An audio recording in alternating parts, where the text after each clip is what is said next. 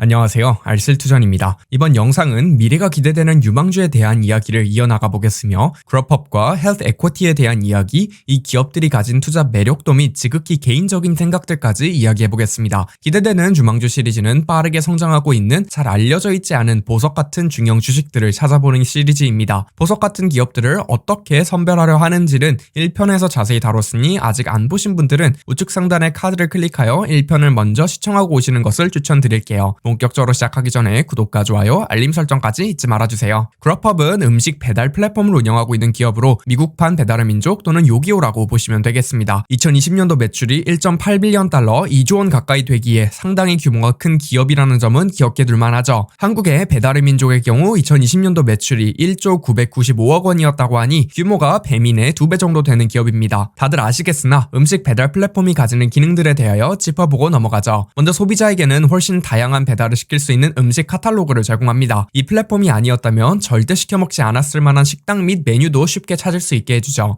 실제로 저도 밖에서는 절대 도전해보지 않을 만한 식당을 배달 앱으로 도전을 해본 경험이 있습니다. 식당주에는 당연히 더욱 다양한 소비자들에게 어필할 수 있는 마케팅 수단으로 사용될 수 있습니다. 실질적으로는 음식 배달 사업의 아웃소싱이라고 보는 게 더 맞긴 하죠. 배달 주문을 받고 배달원을 지정하고 결제 처리하고 홍보 및 마케팅까지 전부 그룹업을 사용하면 해결이 되거든요. 제 개인적인 생각으로는 배달 플랫폼 앱들의 등장으로 배달 음식 시장이 이렇게 빠르게 크지 않았나 싶으며 배달 플랫폼이 만약 없었더라면 배달 음식 시장은 아직 작지 않았을까라는 생각이 들더라고요. 그룹업의 비즈니스 모델은 수수료입니다. 그룹업을 이용하여 주문이 들어올 경우 결제 대금의 일부를 그룹업이 가져가는 모델을 사용하고 있죠. 식당 주인이 매출의 몇 %를 수수료로 그룹업에게 지급할지 설정이 가능하다고 하며 이 수수료율이 높을수록 플랫폼에서 노출이 더 잘 된다고 합니다. 주변 식당들끼리 조금만 경쟁이 붙으면 반강제적으로 최고 수수료율을 설정하게 되어 있어 보입니다. 이외에도 식당들을 위한 딜리버리 서비스도 제공하고 있으며 식당이 직접 배송하지 않아도 된다고 합니다. 그룹업의 현황도 살펴봐야겠죠. 현재 30만 개 이상의 식당들이 플랫폼에 등록이 되어 있으며 26만 5천 개가 파트너십을 맺은 식당이라고 합니다. 3,140만 명의 고객이 현재 그룹에서 음식을 시켜먹는 중이라고 하죠. 하루 평균 62만 2,700건의 음식 배달이 그룹업에서 발생하고 있습니다. 결국 지역 기반으로 한 플랫폼 게임이기에 어떤 지역을 집중하는지도 살펴볼 필요가 있겠죠. 그룹업의 경우 인구 밀도가 높은 주요 도시에 강하다고 하며 현재 4,000개의 미국 주요 도시에서 서비스를 하고 있다 하죠. 경쟁사인 도어대시의 경우 인구 밀도가 낮은 지역부터 시장에 침투하는 정반대의 전략을 취한 사례도 있습니다. 음식 배달 영역은 현재 굉장히 경쟁이 심한 편입니다. 도어대시, 우버이츠 등과 미국에서 경쟁을 하고 있죠. 문제는 음식 배달 플랫폼 특성상 타사 서비스 대비 자사 서비스를 차별화할 수 있는 점이 생각보다 적습니다. 제 개인적으로 사용자로서도 투자자로서도 음식 배달 플랫폼으로서 중요하게 생각하는 점은 두 가지 정도가 있습니다. 먼저 음식점 입점 개수가 정말 중요하다고 생각합니다. 어떤 플랫폼들은 일단 소비자를 먼저 모아두고 판매할 물건을 늘려가는 형식을 취하기도 합니다만 저는 음식 배달 플랫폼은 음식점 입점이 먼저라고 생각합니다. 배달의 민족 쿠팡이츠를 사용하면서 딱 앱을 켰을 때 원하는 메뉴 또는 식당이 있었던 기억이 있는 앱만 계속 사용하게 되더라고요. 그리고 결정적으로 빠른 배송이 중요하겠죠. 이게 제가 최근 쿠팡이츠를 많이 사용하는 이유이기도 하고요. 근데 이러한 차별화점 때문에 투자자로서 접근하기에는 애매한 구조적인 문제점이 존재한다고 생각합니다. 음식점을 더 많이 확보하려면 당연하게도 플랫폼이 가져가는 수수료를 일단 낮춰야 하며 식당 주인 입장에서는 아무리 플랫폼이 마케팅을 잘해줘도 수수료율이 높다는 이유로 일단 부정적인 스탠스, 입점을 안 하는 포지션을 취합니다. 즉 플랫폼 수익성 악화로 갈 수 있다는 것이죠. 빠른 배송은 식당이든 플랫폼이든 인건비를 더 써야 하는 부분입니다. 드론 배송이 되지 않는 한 이 부분 역시 수익성 악화 요소로 작용하죠. 즉 제 생각에 이 시장에서 이길 배달 플랫폼이 수익성이 높을 가능성이 크게 있어 보이진 않기에 이쪽 산업에 투자를 할 만한가라는 관점에서는 잘 모르겠습니다. 다만 여기에서 약간 다른 관점으로 접근하실 필요가 있습니다. 아마존식 접근을 하고 있는 우버나 쿠팡은 약간은 다르게 봐야 한다 생각하죠. 얘네는 이츠 사업에서 적자만 안 내고 고객 유지, 데이터 마이닝, 마케팅 관점에서만 사용을 해도 다른 쪽에서 돈을 더 벌면 됩니다. 즉 저는 도어대시나 그룹업처럼 배달만 하고 있는 기업은 절레절레 하고 싶네요. 어쨌든 그룹업은 저스티시라는 기업에 인수될 예정입니다. 무려 7.3빌리언 달러나 주고 인수한다고 발표되었으며 그룹업 한 주를 보유하고 있을 경우 저스티 주식 0.6710주를 받게 된다 하죠. 따라서 지금 그룹업을 매수하신다면 사실 저스티 주식을 사시는 것과 똑같은 것입니다. 다음으로 알아볼 기업은 헬스 에쿼티입니다. HSA와 CDB 서비스를 제공하고 있는 기업이며 이 두 서비스가 무엇인지부터 설명을 시작해 보도록 하죠. HSA는 Health Saving Account 어카운트의 약자로 일종의 은행 계좌입니다. 미국에서는 의료비용 목적으로 계좌를 개설하면 해당 계좌에 들어가 있는 돈에 대해서는 세금 혜택을 주고 있습니다. 먼저 돈을 HSA라는 계좌에 입금을 하면 그만큼 개인 세제 혜택을 제공하고 있습니다. 또 해당 계좌에서 이자 수익이나 투자 수익이 발생할 경우 수익에 대한 세금 지불을 안 해도 된다고 하죠. 또한 계좌에서 의료비용 목적으로 돈을 사용할 경우 해당 제품에 대한 세금은 지불하지 않는다고 합니다. 요약하자면 그냥 HSA라는 계좌에 돈을 입금하고 그 계좌로 병원비를 지불하면 세금이 줄어든다는 것입니다. 두 번째로는 CDB, Consumer Direct Benefits의 약자로 역시 특수한 종류의 계좌라고 보시면 되겠습니다. 세금 혜택이 붙어있는 특수 목적의 계좌이죠. 교통비용 및 주차비용을 특정 CDB에 연동되어 있는 카드로 결제를 하면 세금 공제를 해준다고 합니다. HSA에서는 제공하지 않는 범위의 의료 서비스에 대한 세제 혜택 역시 제공하죠. 안경을 맞출 경우 치과, 시력 교정 등의 비용에 대해서도 CDB를 이용하면 세제 혜택을 받을 수 있다고 합니다.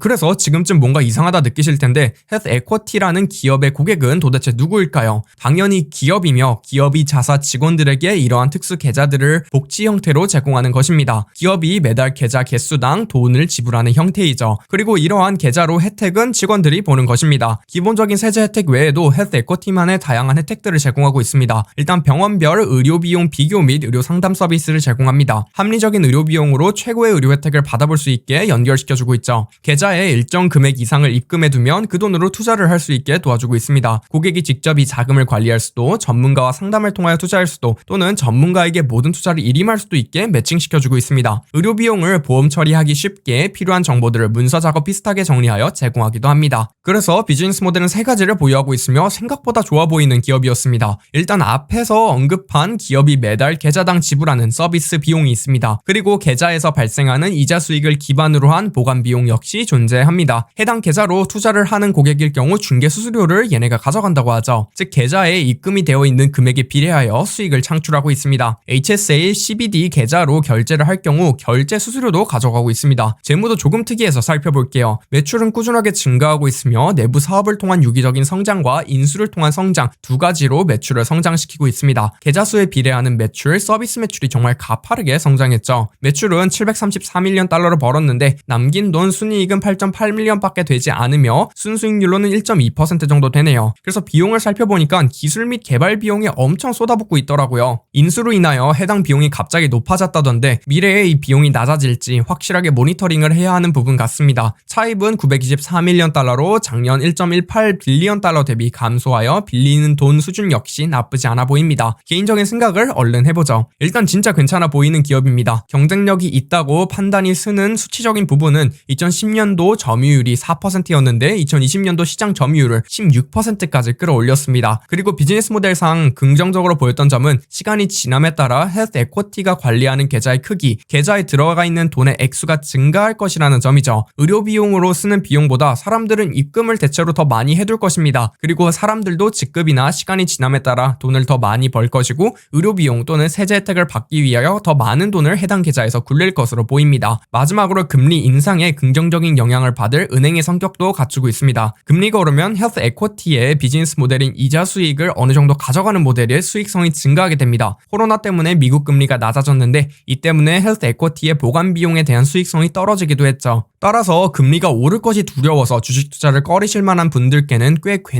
상당히 괜찮은 주식으로 보입니다. 이제 문제는 수익성이 아직 굉장히 낮은 기업이라는 점을 꼽아볼 수 있겠으며 어떤 기업이든 수익성이 낮다면 투자할 만한 가치가 그만큼 적다고 보시면 되겠습니다. 좀 더 리서치를 해보고 어디에서 비용을 절감시키고 돈을 얼마나 남길 수 있을지를 모델링을 해봐야 할 것으로 보입니다. 미래가 기대되는 유망주 3편 유익하게 시청하셨나요? 유익하게 시청하셨다면 댓글 하나, 좋아요 하나씩 남겨주시고 다음 주 월요일에는 광학 관련 제품 및 반도체를 제조하고 있는 투식스, 특수한 보험 상품을 판매하고 있는 킨셀 캐피털 그룹에 대한 이야기로 찾아뵙도록 하겠습니다. 매달 커피 한 잔씩 후원해주시는 멤버십 회원분들께는 1주에서 2주치 영상이 선공개되오니 많은 가입 부탁드립니다. 오늘도 긴 영상 시청해주셔서 감사하고 좋은 하루 보내시길 바라겠습니다.